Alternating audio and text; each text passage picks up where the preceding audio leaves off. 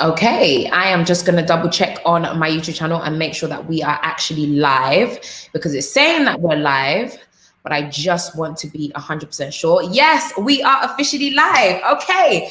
Well, hello everyone. My name is Nissy T, in case you don't know, even though you're in my space, on my YouTube channel. But my name is Nissy T, and I am back with another In Conversation with Nissy T.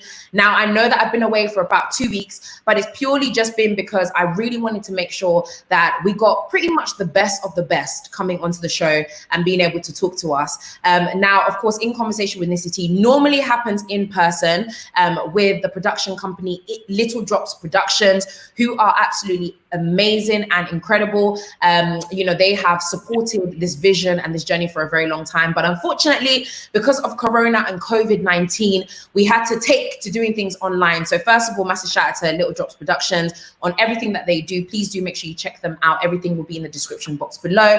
But until then, I was like, we're not going to let it stop us. We're going to make sure we have conversations with some great people. Now, as you can see, guys, I am so excited about this one. I can't lie. There's, so much excitement, so much excitement. But as you can see, I am joined by a beautiful young lady, absolutely fabulous, who I just happened to know. And then one day I was looking at my TV screen and then I was like, wait a minute. Is that who I think it is? So joining me today for another In Conversation with Nissy T is the beautiful and fabulous young lady who is a model, first and foremost, who absolutely kills it, okay? Has been modeling, been killing it, killing the game, absolutely gorgeous. She's also a presenter as well, so she's got a great head on her shoulders and a great voice as well. And aside from that, you guys might know her from the Winter Love Island of 2020. Yes, we have the gorgeous and the fabulous Priscilla, and let me say it properly, Anyabu. That's it. Yes. Hi. Hi, how are you? That introduction, I swear, blew me away. Listen, it's my job to gas people. I can't lie. It's my job to come and to be like, listen, these are guests. They're amazing. Every single person that comes on here is amazing. So it's my job to do that. I need to hire you. Everywhere I go, you'll be like my official announcer, my official hype man. I'm so done. No, you can invite me anywhere. I don't mind. But first and foremost, you're looking gorgeous. I said this already, but I'm just going to say it again, just in case. And I can already see, by the way, guys, I will be going through your comments and stuff as well. This is a conversation. I don't want it to just be myself. So please feel free to connect. Leave your comments, ask whatever you want to ask. Of course, keep it respectful at all times, but please feel free to make sure that you send over your comments, etc. And I'll be reading them as we go along. And talking of the comments so far, people are just like Black Beauty, geez, yeah, the melanin, gorgeous. Thank you, guys. Thank you. Absolutely gorgeous. Nissy, gorgeous Nissy. Beautiful. No, we really try. We really try. But first and foremost, how are you doing? There's a hell of a lot going on, and we're gonna dive into some of it in a bit. But just how are you, just in general? I'm okay. I am coping. I am getting by day by day. I feel like I'm actually getting used to this whole quarantine thing that's going on. I think I've already had best practice for being in lockdown because of the island. So I'm good. I'm all right. But I do want to party. I do want to shake a leg. She said, literally, can you imagine? Let me just talk to you guys for a second. Can you imagine? One of the first things she said was literally, I was just asking, how are you in general? She's like, yeah, but I miss partying. I'm fine, but I miss partying. I was like, okay, girl, no problem. I mean, everyone has the things that they miss. I'm not gonna lie, I miss eating. That's eating out. Yeah. I can't lie, that's my big thing. I miss eating out. But then there's the people that eat out and that have the fupas, and those that shake legs and that look like Priscilla. So it is what it is. But no, I'm glad to hear that you're all good. Now, one thing that I want to kind of draw people back to, though, is that obviously before Love Island and before the madness that is Love Island, actually, and all that comes with it, I actually wanted to go back a little bit because how we even knew each other was because I guess as a presenter, whatever you kind of want to bracket me in, I don't even think I belong in a box anymore. I'm just Nissy T. No, everything. I don't even know. I'm just Nissy T, and that's just how I kind of leave it. But ultimately, we saw each other a lot because a lot of people say, the UK industry, especially the Black industry scene. So I have known Priscilla for a little while, for a good few years now, and seen her. Yes. years actually, doing amazing, being gorgeous. But just in case people didn't really know yourself before the island, tell us a little bit about like your journey in terms of modeling, presenting, all of that stuff. So I initially met Nissy as a dancer. I was in I was in an Afrobeat dance group. So I used to dance. We used to do videos, backing dancing, touring for a whole bunch of Afrobeats artists, whether it be UK, internationally. Like we kind of pretty much did it all.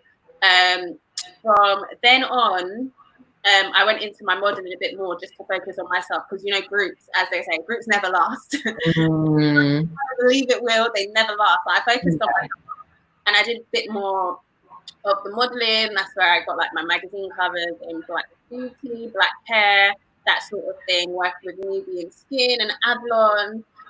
And then I stepped away from front of the screen and I went to behind the screen and I started, well, I was in banking, but forget banking.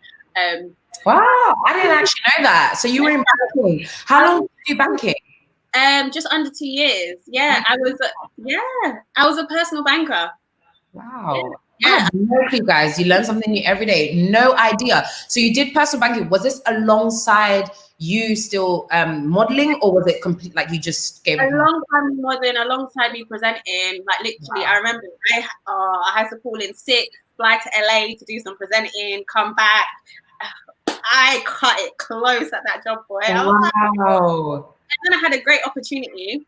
So I left banking and I started working for Mr. Easy. So originally I was his executive assistant, and then I got promoted to be operations manager for his music platform called Empower Africa. Wow. And then it happened.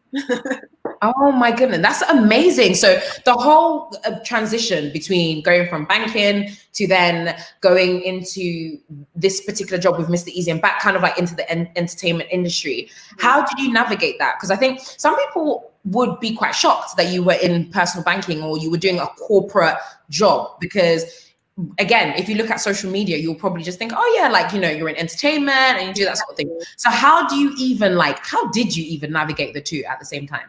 So I graduated uni, and obviously my mum would say it's like a graduate job. But I was like, Mum, do you know what? She supports me as well, but she was kind of like, Priscilla, just you're slacking a bit in it. Just get a job, kind of thing. So I was like, do you know what? I'm gonna go to banking. It's Monday to Friday, 9 to 5. That will at least still allow me to have my weekends if I want to shoot or do any projects. Obviously, I started to work for Metro Bank. With Metro Bank, they are 7 days a week. 24/7. So I was like, oh, okay. Not necessarily the bank you might want to go to if you want to do it. Not necessarily, but still a great company. So yeah, that's how I ended up in banking. And I actually love banking. And I was like, I'm here, I'm going to climb the ladder whilst doing my other thing. And then I was in the job. And because I started to do more things, I started to fly to LA. There were shoots I couldn't do. There was times I couldn't travel. And I was just like, this job, it's great, but it's not what I want to do. It's actually not what I want to do. And I started to feel like depressed in my job, and I have to go in, and I felt like everything was going wrong. So I actually filed for leave. So I was going to leave work for about 6 months. I gave myself 6 months and was like, do you know what?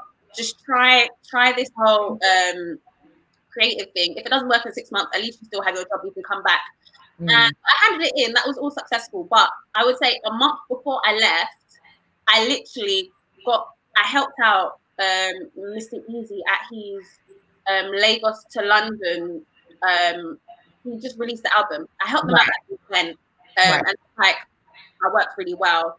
And then the next day they needed help again, and I was just available. So I helped them out, and I was just like, you know, you're really good. I want to give you a position on our team. And that's when I was like, I felt like God just sent it. Like God sent it. It was like, if I'm not happy, see where your heart is.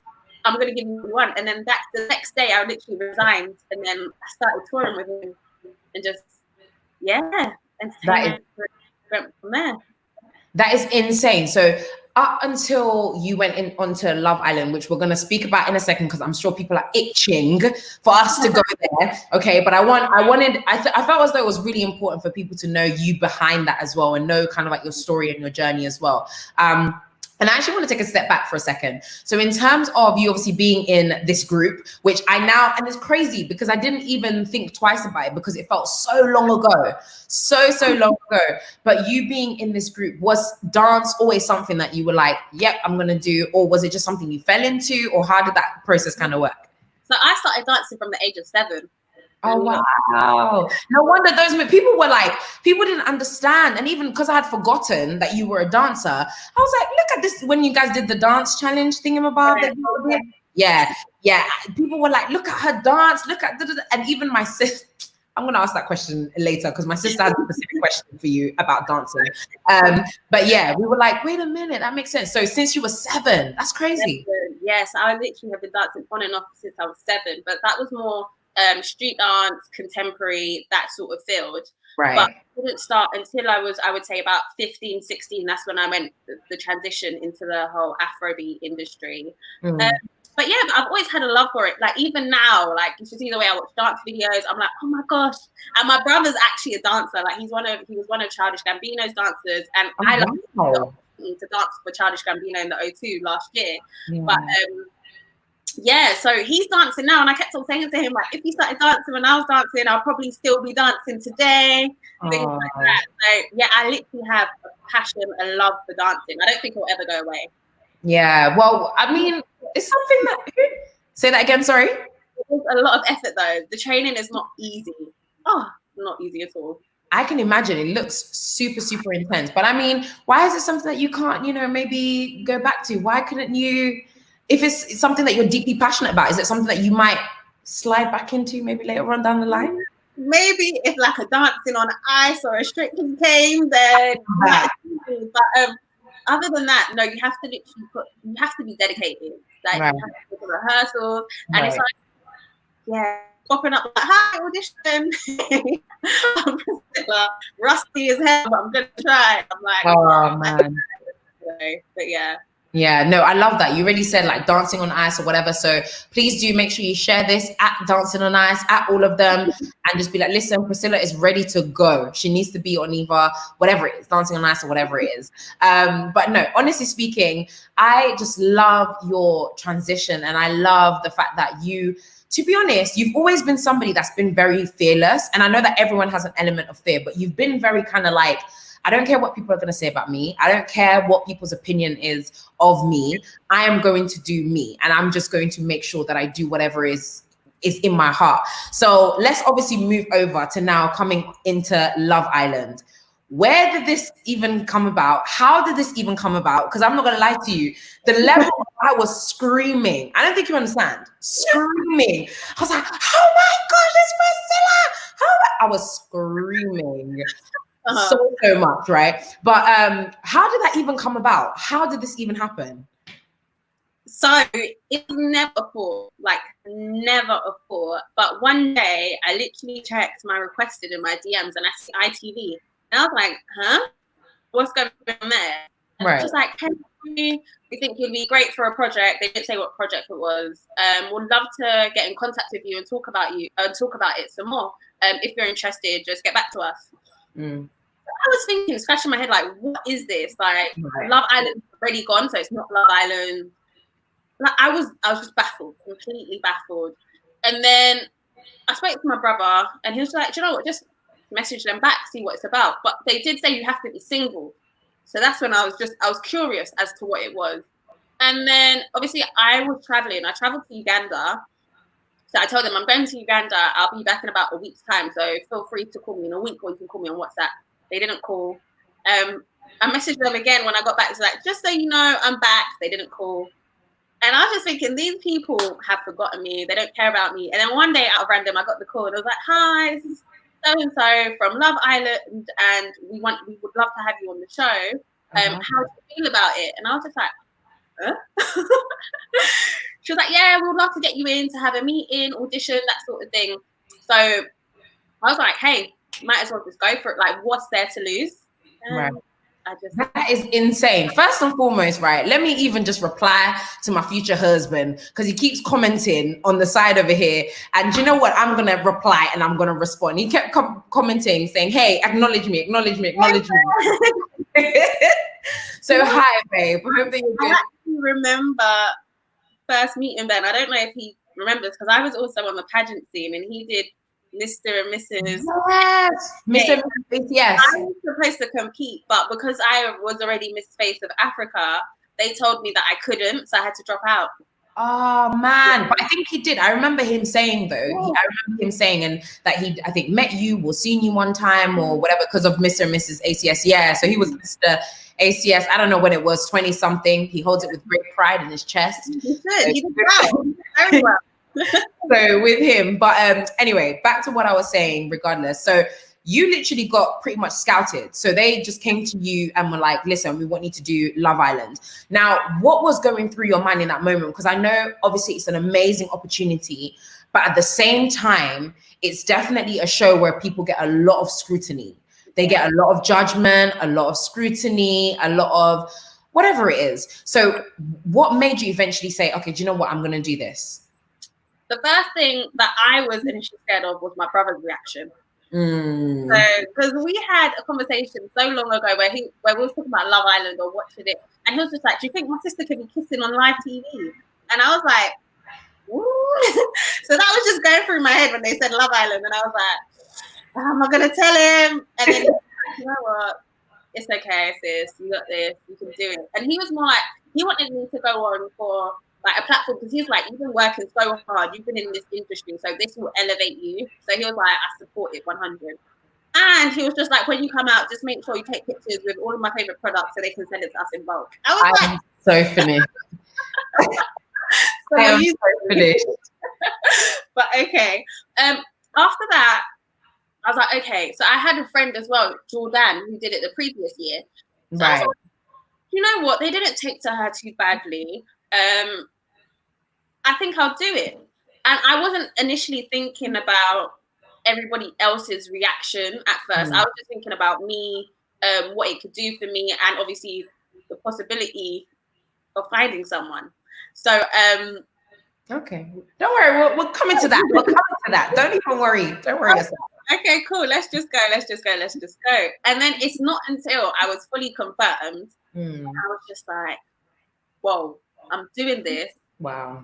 What are people going to think? How are they going to take me? And as I said, I've only told one other person online, but I had a panic attack like before when the official lineup was announced because I was so frightened of the comments because people was like, oh, so Sophie is slim, they need normal size girls. And I was like, yeah, I'm skinnier than her. So what are they going to say about me? But yeah, I was like, what did I just sign up for? What am I doing? Wow. Like, what's going on here? But then I was just like, you got this. You're a G. Go do it. I love that. And you were definitely a real G when you were in there. You were not having nothing. Now, one thing that I do have to ask, and obviously I know that there's probably limitations and contracts and whatever, but a question that I said I have to ask is just how real is Love Island? That's always been the question that I've always, because I see some scenes and I'm like, this looks very, I don't know if I can trust this scene. How real, or at least what can you tell us about how real or authentic those scenes are? Because I know that sometimes we might not be able to get all of it. Everything we say comes out of our mouth. Like, right. Everything we say is our words. Right.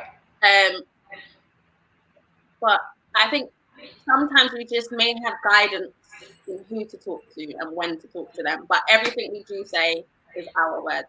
Is yourself. Okay, so that makes sense. So everything, like she said, guys, everything that they say is themselves, of course, because you speak from your own mouth, but sometimes you might get guided to be like, why don't you go and chat to this person or have a conversation with that person? Okay, fair enough. That makes so much sense. Now, tell me and walk us through that first moment where you first went into the island. You've now landed, I think it was in South Africa this year, was it? Yeah. No? Yeah, so it was in South Africa. You've now flown on a plane. I'm assuming at this point you don't know who's going to be there, who you're going to be with. You have no clue what's happening.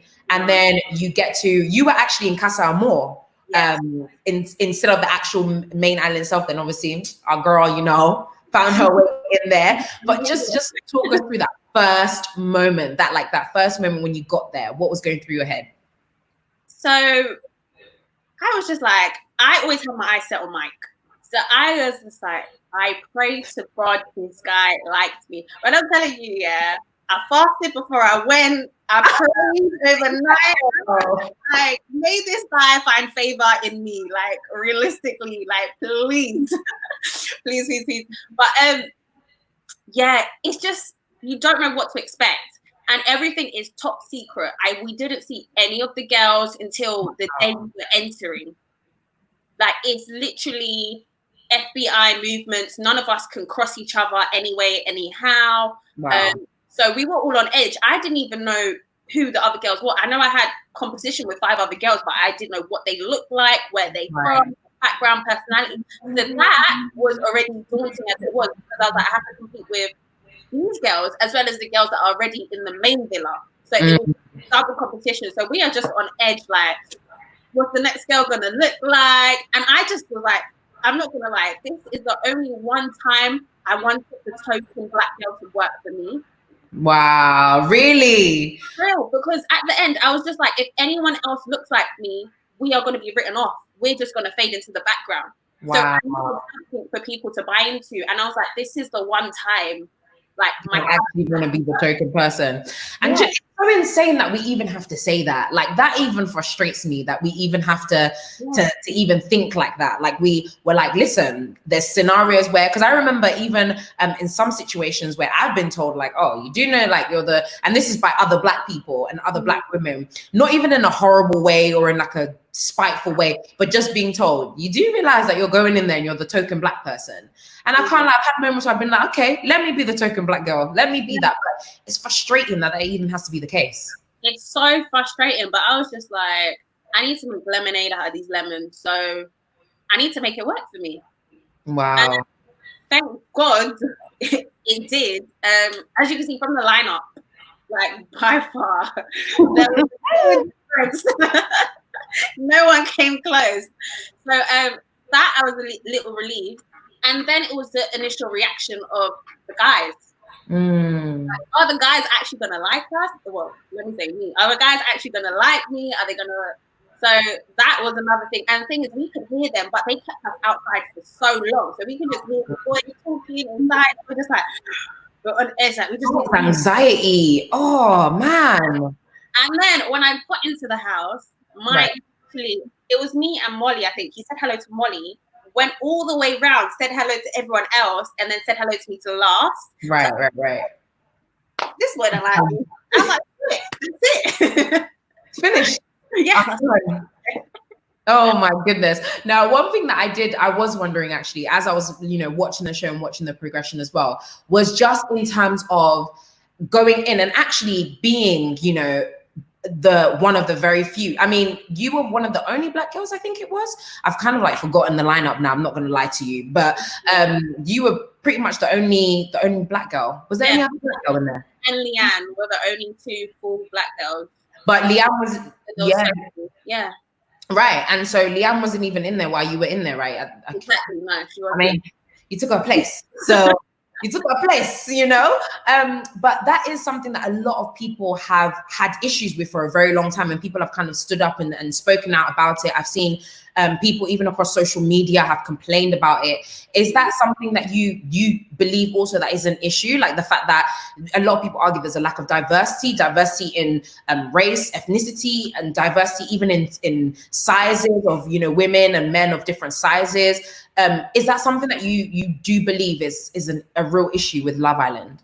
Absolutely. Like, I can say this year, they probably had the most diverse cast that they had, and the most diverse people in at one moment. Because I call it the semi-final. I made it to the semi-final. I love that, the semi-final.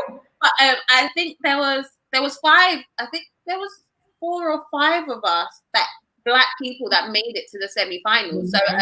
So this was the most diverse cast that they have. But when you look at that, I would say across the whole, I think we had about 33. There was only 7 black people. So when you actually weigh it up like that, we still got a long way to go. Right. And yeah, I think we're still yet to see probably 2 black girls in the house at once. And one thing Mike always said, like, the reason why felt so good when Che came in. It was someone who we genuinely relate to. And the house is so big, although you have so many people, you can feel alone. Right. They are strangers. As much as we talk to them, they are strangers. And you don't talk with everybody. As much as they're good people, sometimes energies don't match. So Very true. it's nice to just have a bit more of a representation, a bit more familiarity, a bit more of a home feeling. So I think it's very important. And just for people to look at on the screen, just to see, wow, like, this looks like my people, or this looks like my reality, because it's reality TV. So why can't it look like your reality? 100%. So yeah, I think a lot needs to be done. I mean, the steps are going there. I guess in this case, it's slow and steady wins the race, but yeah, more needs to be done. Yeah, no, most definitely. And by the way, guys, as well, please do not hesitate to ask questions, etc. in the comment section. I will definitely be reading them and asking Priscilla any other questions. So if you do have questions, feel free to ask. Okay. Like I said, this is a very open conversation. It's not just me asking and Priscilla speaking to myself, but generally speaking, I want you guys to get involved in the conversation as well. So please make sure you do that. So yeah, I want to move it on just a little bit, because I just can't get away from asking you these kind of things. Okay. So now I know that you live with Mr. Man from what I've seen on Instagram, right? So he was staying at my house, but now he's okay. Yeah. Oh, where does he live? He hasn't moved in officially yet. No, guys. I told him, no, I need a ring before anyone is moving anywhere. Don't make me my time. It's not happening. Not happening. My type of girl. My type of girl. I love that. This is why you shouldn't just see what you see on social media and assume, because I assumed that you guys had moved in together. So like, oh, we're living together, moving in together, you know. Okay. Where does he live? Sorry, what did he say? He's gone back to Enfield, North London. Oh, Enfield. Oh, okay. I'm actually there quite a lot, funny enough, Enfield. But let me ask you about that final connection that you guys made. You come into the house now, you're probably, like you said, thinking, okay, I need to find somebody. I've had my eye on Mike. Is he going to like me? Is he not? What's going to go on? But then you finally come to a place where we saw what happened, the connection started establishing. Did you feel as though there was ever, because I don't know, I think if I was in that position, there will be a question that I would be thinking like, is this real? Is this genuine? Is this just because you're trying to win the show? Was there ever an element of that? Or did you know straight away, like, no, I have a connection with this guy and it's real? We knew straight away. And the thing is, there's a lot that you don't see. Like, as you say, there's 24 hours in a day and the show is 1 hour. There is a lot that everyone didn't see. So me and Mike, we hit off straight away. It kind of just felt, it was natural. Like, we both felt we knew each other for ages. It was so natural. Wow. By the second day, like, everyone was just like, mum and dad of the villa, like, Priscilla's going. Like, everyone knew it. That basically, don't try to talk to Mike, don't try to talk to Priscilla. It's already written off. It's closed. It's sealed. But no, I personally didn't think I was going to go in there and find someone like him, or someone that I would even think something in the outside world could even happen. I just thought, I'm going to go in there. There might be a guy that might take my fancy because he looks good, but that's probably going to be it. We won't last. We probably wouldn't even last in the villa, let alone outside the villa. So it was refreshing, but I would say, yeah, it's very real. And even in my group chat, like, some of the girls were just like, Mike's Priscilla's type, even before I went in. So I was like, okay, clearly. It makes sense.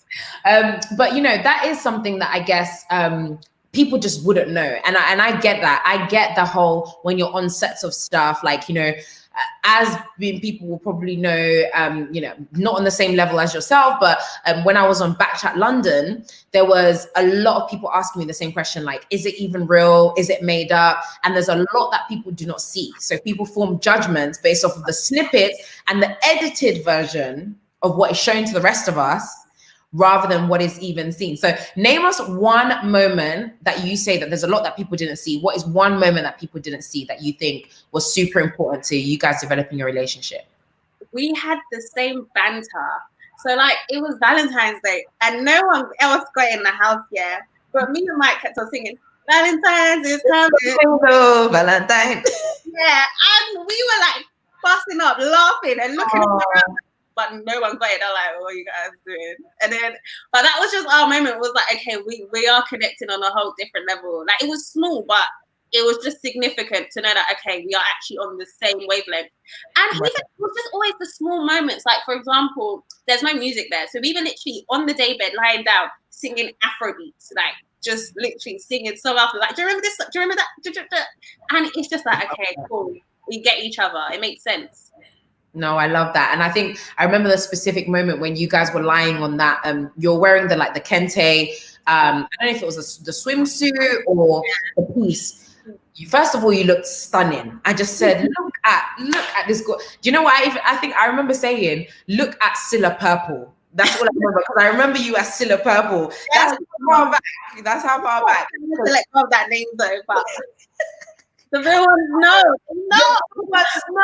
I said, come see Scylla Purple. Anyone that knows, ultimately, Priscilla used to call herself Scylla Purple. I don't even know, where did that even come from, by the way? I've never asked. Scylla was short for Priscilla, and purple is my favorite color, and I love what purple represents. Like, royalty is ageless, timeless, all of that. So I was like, yeah, Scylla Purple. Scylla Purple. Well, listen, it worked and it stuck. Can't lie. Because I was just like, look at Scylla Purple. First of all, looking absolutely gorgeous. But secondly, I can't even remember the content of the conversation, but it was so real, especially to the Black British African experience, that there was such a level of I felt so just happy in that moment watching you guys, because I was like, nobody else will understand. But as, again, someone that's Black, British, African, living in the UK, it just made so much sense. So we absolutely loved it. Now I'm going to go into some of the questions that are popping up just to make sure that we get some of them in. I'm going to come back to my own. But Dutch dark-skinned lady asked a very important question, actually. Did you experience colorism and racism or any form of ism while you were in the house, I'm assuming? So in the house, everyone was actually lovely. They got on so well. I would say the only time I have experienced colorism, I would say, would be coming out of the house. For one, looking back on my edits, I would definitely say I would like to call myself the wing woman. There was a lot of weight that I did carry in the house, whether it was encouraging the girls, kind of talking to the girls. I felt like that was all my strength, or just how I wasn't showcased in me. It was showcased in the other girls. Watching it back, I'm like, I was not on the show. Like, I genuinely feel like I wasn't on the show. People didn't get to see me. So I'll definitely say then. And I'll just say, in terms of the industry in general, you can just say the way opportunities are there, but some people are being handed it, and some people have to literally grab it. Because they can. So it's definitely there. I haven't experienced it, but I hate talking about it because I always feel like it's a thing that needs to be discussed, but I always feel like it portrays me as the angry Black girl or the ungrateful Black girl for not having my platform. And then sometimes it puts brands off because they'll be like, I don't want this girl that's just fashion. So I feel like it ruins my market at the same time, but it's so annoying because it's something that's so important and dear to me. 100%. Yeah, I feel like I have to fight, get to that position. As I said, when I go clear, I'll write a book. I love it. She said when she's gone clear, she will write a book, because then no one can touch you, no one can take away opportunities from you. And it is really frustrating, and that's why I do think that it's really important to be very careful with the way that you have these kind of conversations. Not because no one has the right to speak about it. I'm the very first person to be like, listen, these are things that we need to speak about, especially with everything that's been going on recently. But I also understand the pain and the frustration of you having to think twice as to how is this going to be portrayed, even though it's a huge part of your experience. So, quite frustrating. But I would just say, I would encourage you and say, where you can, definitely continue to use your platform and continue to speak about it. You have every right to do so, especially where you know that you opened up the door for a lot of women that are coming behind you. You as a dark-skinned Black woman being on a show like this, on a national, even international show. Actually, I know a lot of people, even in the States, were watching Love Island on an international show. You represent something. So I think while 100% you make sure you get your bag, get your, secure the bag, I also feel like if you want to speak up about something, I think you have every right to do so, but again, that's up to you how you decide to address that, So I did put a video on my YouTube page, which is Purple. So it touches on the surface, but it touches more about being a dark-skinned girl in a positive light. So it's what I've taken from my experiences and how I've kind of turned it around. So yeah, so more like affirmations and anecdotes. rather than this is the angry me or upset. Yeah. Right. No, I understand. And that's one thing that even I was discussing on my Insta story this morning. And I was literally, just before I came on here, I was filming a video and just talking about, you know, it's all well and good. Like, we have every right to be angry and upset about certain issues. But I think it's important that we're very solution focused as well. Like, how can we make sure that we don't get too stuck in the emotion of it, and we actually see how can we move forward? How can we propel ourselves? How can we do that? So I think that's amazing. So make sure you check that out, guys. Okay. And make sure you share it and support it as well. Now, the next question that I have here is from Junior Dankwa. Dankwa, I think that's how you say it. Do you believe everyone you met on the island is there to look for, I'm assuming, look for someone, or they're, I'm assuming, just for the experience? So are people actually there looking for someone, which is actually a question that I've wondered. Are people actually there because they want to find a relationship, or are they there just because we know what Love Island can do for you? I feel like Love Island has the stigma of you'll go on it and you'll bust, like you'll just go clear. Right. So I don't believe everyone's intentions may be genuine. I feel like that there are many hidden agendas, but what I would say is all of the connections that people do for, I can only speak for my theories at least, was genuine, but whether that was their intention to go in and do so, I don't know. Not too sure. Yeah, I guess it you know, for anyone anyway, there has to be an element of, I see this as an opportunity. I mean, even with yourself earlier, you were like, well, listen, I've seen what it's done for other people, and it is an opportunity. If I happen to find someone, I happen to find someone in the process. So I think it's, you know, a mixture of the two, really. Okay, this is a very interesting question. Again, from was it from Junior? Yeah. Was the food manageable all those weeks without Maggie Cube? What was the food like? You guys, please tell me you guys could get seasoning in there, because how? We only have to make breakfast, so lunch is catered for us. Like catered, yeah. So everyone's dietary requirements were met. You'll have your main course, you'll have dessert.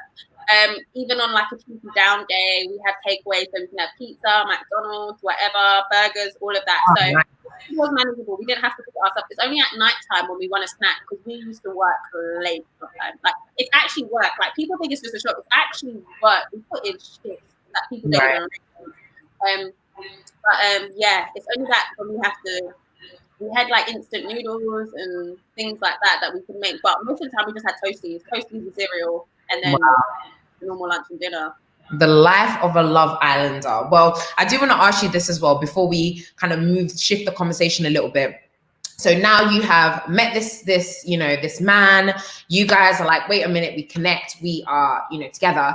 What was your experience post Love Island, after coming out as a couple? And like you touched on it already, kind of speaking about your experience in terms of jobs and stuff like that. But what was it like now coming out, and now all of a sudden, I'm assuming anyway, the little time that you did have as you were out before the whole Corona stuff happened, things must have been a bit different, because everybody watches Love Island. So just coming out, and then I'm assuming people knowing who you are, knowing your relationship, maybe even having opinions about who you are in your relationship. How was all of that? I've had opinions, believe me. Do you know, majority of it has been nothing but love. But some people, I've had opinions. I remember I was in like this bar. I think we were in a bar, and a girl come up to me like, Mike's trash. Use him for as much as you can and then move on. You deserve better. I was just like, but you don't even know this man. Like, and she was literally looking at me like, yeah, just make sure you use him. And wait, you were there? We were both in the same building, but he wasn't next to me at the time. But yeah, I was literally like, the cheek, like the actual cheek. I've heard that, yeah. I've heard, we didn't think that this was real. Like, we thought he was just gonna come out, then he was gonna dump him. So people have had their opinions, but then people are just like, no, you guys are my winners. I love you. And just like black love, all of that. So it's varied, but majority of it has been positive, and majority of people are actually rooting for us. Like, I've had people saying, adopt me.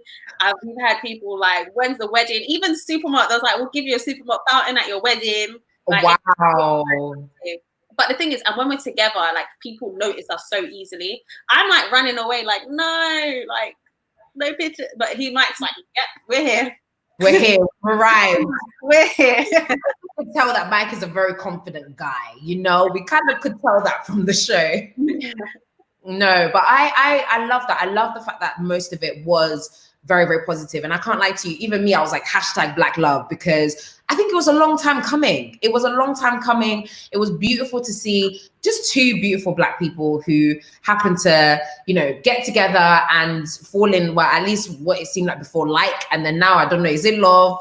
In fact, you tell us, is it love? Is this love? I think it may be. No, I love it, but falling in love and being able to connect and still staying in tune and still staying happy, you know, after everything, kind of like the glitz and the glamour of the show kind of has lost itself a little bit. But yeah, I'm happy. I'm definitely happy to hear that. But yeah, I wanted to kind of shift the gears just a little bit. And I know that time is already gone. I cannot believe, I don't know. I've just looked over at the time and we've been talking for 40 minutes. I literally have 20 minutes left of you. And I'm like, how? But one of the things that I really wanted to talk about actually was, you know, some of the things that have been happening around us at the moment and some of the things that's been going on. Now, obviously, I don't even think we even have to go too deep into it too much. We know that on the, I think it was the 25th of May, 2020, so literally a few days back, there was the death of George Floyd, which, not even the death, the murder. That's what I'm calling it, the murder, okay? Whether people want to say it or not, I am saying it, the murder of this man who clearly was being treated, just was abused, and it was an abuse of power and abuse of authority. Just how have you been dealing with just everything? Because we're in the middle of a pandemic. That's already bad enough. Then in the midst of a pandemic, there's all this uproar and outcry about this man that has died. And then I don't know if you've seen in the UK as well, the stuff about the woman who was spat on. So Belly Mujinga, who was spat on and who, as a result, who died. And now they said that they're closing the case. Just how have you been as just a Black woman in this context right now? And I'm, you know, hands up, it could be, oh, you know, life hasn't really changed for me. Okay, fine. But just how have you just been with everything going on at the moment? I'm not gonna lie, I've been angry. Like, I would wake up angry, I'll go to sleep angry. And I feel like it's because it's built up. So obviously coming out of the house, we face our hurdles as it is, we're in quarantine. This isn't our ideal situation. Right. And we had the Black shaping. And as a young Black girl that was insecure or didn't have a high self-esteem, that was frustrating watching. And then on top of that, we've had these things, and it's just like, when is it going to be enough? Like, when is it actually going to be enough? And I literally tweeted today, I was just like, our greatest goal is, our greatest achievement is staying alive, and our biggest goal at the moment is to be alive. So it's frustrating, and it's like, in big 2020, we never thought this is what we would be going through. Right. But, it's our reality. It's sick, but it's a problem that I don't even see changing anytime soon. I feel like we're going to protest, we're going to talk, we're going to keep talking, we're going to keep shouting, we're going to keep screaming, we're going to keep fighting. But until the whole system is changed, it just feels like a losing battle. So that's why I'm so angry. Like, I was just so angry. And I was having a conversation with a potential agent, and she was just telling me about the people that she worked with. And then she had some Black clients on her list, and she was told, don't work with them. There's nothing she can do. She can't touch it. And she was just like, I was in such a high place, but the people above were still saying no. And I literally wanted to cry. I had to hold it in because it was the first time I was having a conversation. But I was like, this is sad. It's been going on for years, and it's going to continue going on for years. But in the fact, they want to make it seem like, as I said, they put us here, like they put me on Love Island. They want to see like they're doing something. They put us in different places and make it seem like they're doing things, but nothing is happening. Nothing is really happening. So it's just frustrating, and it just angers my soul, literally. Yeah. And you know what's even crazy? I can completely understand like the level of frustration and the level of anger that comes with it. I mean, I have had to like have so many conversations with myself. I've gone through a period of just overthinking everything. Like, I went through rage and then anger, and then like, wait a minute, how does this respond? But one of my main things that I've kind of drawn as a conclusion now is a lot of it being very solution focused and solution based. I mean, listen, we don't have all of the answers. I don't claim to have all of the answers, and I sure know that no one person will have all of the answers. But you know, are there anything that you think that people should be doing, or that we could be doing, or that we, you know, anything that you've kind of thought this would be able to help or to aid? I feel like as we said, we just need to continue spreading the word. One thing that I found that has been, a lot of people are taking it upon themselves to be like, this person is not doing this or that person is not doing enough. I get messages, I get DMs like, you have a platform, use your platform, you have this, or tell your other classmates they ain't doing this and that. And I'm like, you can't just put it on these people. If you feel like someone ain't doing enough, go above and beyond yourself. Look at yourself and ask, are you doing enough? Are people directly around you doing enough? Because just us with these platforms, yes, we can scream and shout, but if it's just us, like a lot of the time it looks like fashion. They think that there's a hidden agenda behind it. Exactly. Like, on a bandwagon, but we also need the people to do the same. So I just feel like this is the world's problem, and everyone needs to talk. Everyone can't let it, like, once this is over, we need to continue. Right. And I love the fact that you even brought that up, because that's something that I have been very frustrated with. You know, this whole feeling of, because I've even had people that have DM'd me, okay, and my platform isn't even that huge, but people have DM'd me, and kind of, you know, thankfully, I think people kind of know now not to talk from the side of their neck, because I will just not listen. I just either will not reply, or even if I do reply, I'll make you feel very, very silly, because I will explain my logic. Like I always do everything strategically and with logic. So I feel like people come very nice, and people come very like, listen, we respect you, we love you, but you have a platform. But I'm kind of sitting there thinking, but is it necessarily this person's responsibility to speak on something if, one, maybe they don't have the language to speak about it, and nor the understanding to speak about it, and number two, because they're doing it under duress. Like what happened to what's his name, Jack Fowler, I think it is. He was also on Love Island as well a few years ago, if I'm thinking correctly. People were atting him, why are you not using a platform to say anything? And the moment he does, people are dragging him, saying you're only doing it because people told you. It's like, how do we win? Where do we win? You know? But that's even something I wanted to ask you. Do you feel as though, because of your position, because of your platform, you are unequally pushed to be like, you have to speak on this, you have to be this person, you have to do this? Is there, not even necessarily in terms of even race, maybe even other contexts as well, it's like a you have to?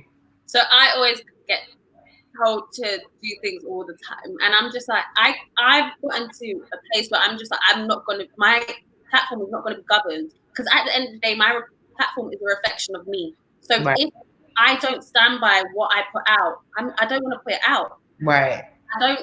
There's no, we're already forced with false information, fake information, fashion information, and I don't want to be a part of that. So if it does not sit well with me, if it's not a true reflection of me, if I'm not passionate about it, I'm not going to talk about it, because it's just point blank period at the end of the day. Because I can't lie. And at the end of the day, I used to have this platform, but I was a human being before this platform. Do you know what I mean? So I'm going to continue being this human being, whether you love it or you hate it. Like, I'm going to be apologetically me, and that's what I'm going to do. Because as I said, I spoke about something the other day, and someone was like, "This is great, but can you talk about this instead?" And I'm like, wow.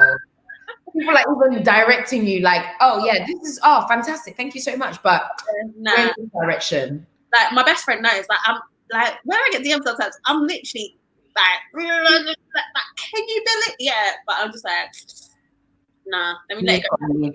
I've replied to someone that said something and I had to delete it. And then she was just like, "Oh, so did you reread it? Is that why you took away your comment?" And I said, "No, like, I just remember what my friend's saying, like, is there a point of you replying?" So I literally was like, some things are better left unsaid.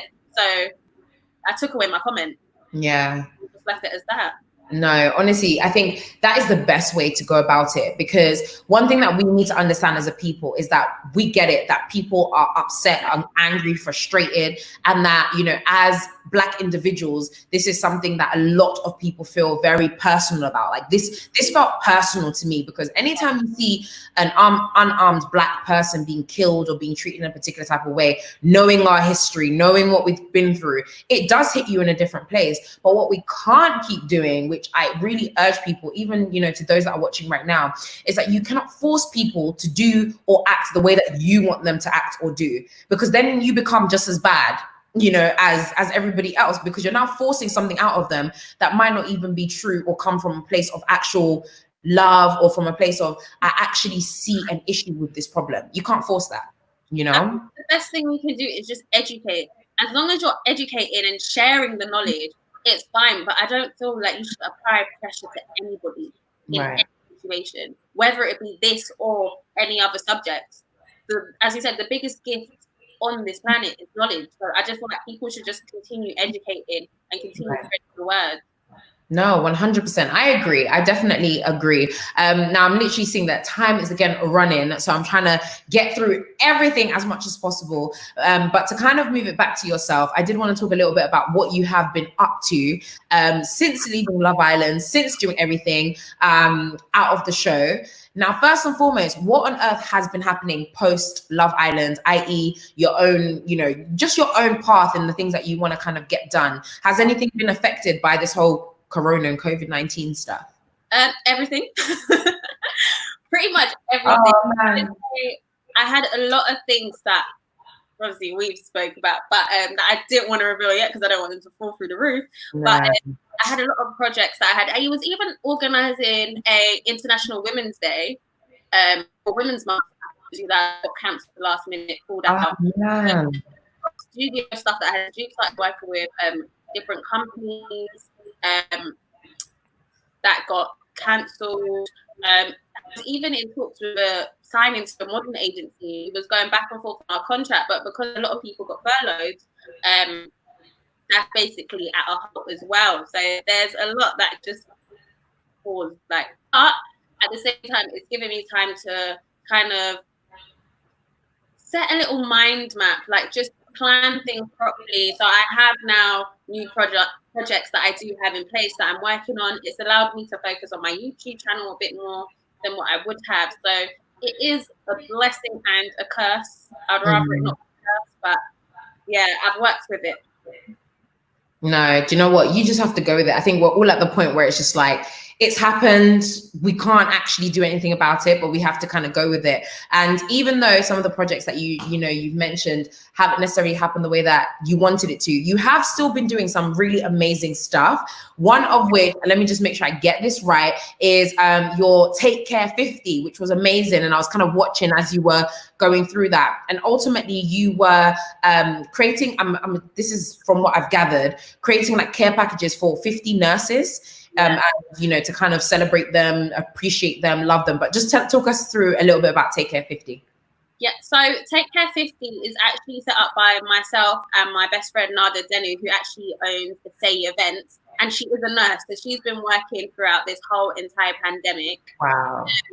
So we just she came with the idea because she wanted to do an event. And I was like, how about we do something in the now? And then that's when we just thought about it. So we were just like, nurses, they are doing a lot. And after a long day, what better way than to just pamper yourself or on an off day, pamper yourself. So we literally just reached out to brands, obviously using my platform, as we said, we just got in contact with some brands, and obviously her contact from her events company got in contact with some brands, and they was like, yes, great. So they just sent us like 50 of their products. We started putting it together. And then we launched on Instagram, went live for about 4 days, just taking the nominations. So people just had to nominate a nurse in London and write them an appreciation message. So it's like, let them feel good before they actually get the whole feeling. And then after that, we literally just selected everyone on Friday. Right. And we're going to deliver all of them within COVID-19 regulations, but personally. So we're driving to everyone in London to drop it off. Yeah, so that's happening next weekend. Oh, that's amazing. And such an amazing initiative. I mean, even someone said it. So Matilda Asante said, yeah, great initiative. That sounds amazing, especially with how hard we know these nurses and these doctors are working. They've literally put their life on the line for the rest of us. Every day. And the thing is, people don't actually value how much work nurses put in. And it's just, even before this pandemic, the stories that you would hear, the way people even treat nurses is ridiculous, like absolutely ridiculous. But they're out here saving lives on a daily. And now, as you said, they're risking their life to still save you. Exactly. Like families at home, they have a whole life that revolves outside of their work that they are actually putting at risk, in jeopardy, just to help us get back to our reality. So we thought it was right. No, definitely. And I love it. And I think, yeah, just the fact that you were able to do this with your best friend and to think about doing it, it shows your heart, and it shows just how much you are, you know, not just there to just kind of be like, yeah, okay, yeah, you know, like people, whatever, but to actually do, and to actually support people as well. So that's definitely amazing. One of the things that I wanted to ask you as we quickly, like, you know, start wrapping up and stuff is just, you know, post COVID, post everything that's kind of going on, post this whole craziness of the world, what kind of stuff are you looking forward to doing or wanting to do? What kind of things are you ready to get done? Other than partying, obviously we know that that's you as well. So just know that we'll probably be seeing pictures on Google of you shaking leg at wherever club it is, wherever party or club it is. So we'll wait for those. But outside of that, what are you looking forward to doing after the pandemic? Honestly, after the pandemic, I'm just looking to get back out there presenting. I'm working on something now. So definitely full steam ahead with the presenting, and also something in terms of my skincare. We're working on something, but I'll just leave that. I'll leave it as it is. But I'm ready to work. I'm literally ready to work. No, I love that. We definitely need that skincare, because I'm assuming right now you don't look like, are you wearing makeup right now? So I am around here, but like all here, there's nothing there. Like the level of just beauty is just ridiculous. So we're so ready for all the skincare and everything that you can present to us and everything that's coming. No, most definitely. Now, one thing that I wanted to kind of close off with is just, what lessons would you say that you have learned, especially coming from just, you know, working so long? Because one thing that I want people to really understand is that Priscilla really has been grinding in this industry. Like, I don't think, because people saw Love Island and that's where they knew your journey from. But you have been grinding, been working, been, you know, doing whatever was necessary for you to make an impact and for you to make a difference. So what lesson would you say that you have learned just from where you were, then being onto Love Island, and where you are now? The first thing I would say is patience. Have patience. Nothing happens in that like overnight. As I said, I've been grinding for time, so nothing good. Like it's just not gonna happen. If it happens quick, it's probably not gonna last. Right. So have the patience. Know your purpose, because your purpose is what will keep you going. Is what will allow you to believe in your journey and have that patience. And I'll also say, know yourself. Like, know yourself, understand yourself, and try to love yourself, because in this whole world, everyone has an opinion. They can pull you left, right, up, down, everything. So if you don't know yourself enough, or you don't believe in your own source, you'll get lost, and then you'll end up becoming something you're not. So literally everything. So patience, knowing yourself, and also purpose. No, I love that. I love that, especially with the purpose thing, because if you don't know where you're going, I'm telling you, it makes life so much more difficult for you. So definitely knowing your purpose. Now I'm going to throw in one more question, girl. I know I keep throwing in more questions, but I have to ask this question. Like, you don't have to answer, but I'm going to ask anyway, because, you know, this is in conversation with Nissy T. Now I have to ask you this, okay? Who would you say, just let me know, who would you say were your, let's say two, a guy and a girl, were your most favorite, they don't have to be a couple, they could even be separate people from the island, and maybe your not so most favorite people? My favorites were, I would say my favorite girl was Eva. I love Eva. Like, we're the closest today. Probably in the, yeah, I would have said Jess when I just come out, but me and Eva have created more of a relationship outside of the island. Oh wow! Yeah, so Eva, and I'll say Ched. Yeah, Ched. Ched. I wouldn't say I disliked anyone, but the people that I didn't have a relationship really in the house, I'd probably say Shanice and Demi. I don't think I have a guy. I got on well with the guys. Like, I liked talking to the guys. Maybe because I've grown up with my brother, so I literally got on with the majority of the guys. But I'll just say, yeah, I wasn't as close to Shanice and Demi. Well, amazing. Listen, Priscilla, thank you so much. Honestly speaking, let me just let everyone know as well. I literally just asked Priscilla, DM'd her. I was like, listen, didn't even know, because after Love Island, we don't know. Love Island, you come out a different level, and I wouldn't even mind it. I'm one of those people. I'm like, me too. I'm working to elevate, so we'll meet at some point. So I wouldn't have even been mad, but I just DM'd you, and you were so just straight away. You were like, yeah, let's do it. Why the hell not? So I really, really appreciate it. Honestly speaking, you are beautiful, gorgeous, amazing, intelligent, and I'm so excited to see what you've got coming as well. No, thank you for having me. I've seen your journey too. Radio, back chat, everything, your own companies, entertainment, media. You are killing it. You are gracious. You are clean, elegant, everything You're beautiful, man. No, I really appreciate it. I really, really do. And to every single one of you who has been watching, once again, I just want to say a huge thank you. You are all amazing. I appreciate you taking out the time on your Sunday evening to come and join us in the conversation. Also, once again, massive shout out to Little Drops Productions, who we would normally be sitting with and be the people behind all the camera and all that sort of stuff. But unfortunately, we have to make do with what we've got during this pandemic that we've got going on at the moment. Hopefully, we'll be back on the sofa real soon. But I will be back next week, Sunday, with yet another special guest who I'm really excited about as well. And again, if you want to carry on the conversation, please make sure you hashtag in conversation with Nissy T, or you can abbreviate it as ICTWN, just to say that correctly. So please do make sure. Thank you so much for your time, and I'll see you guys again next week. Take care. Bye. Bye.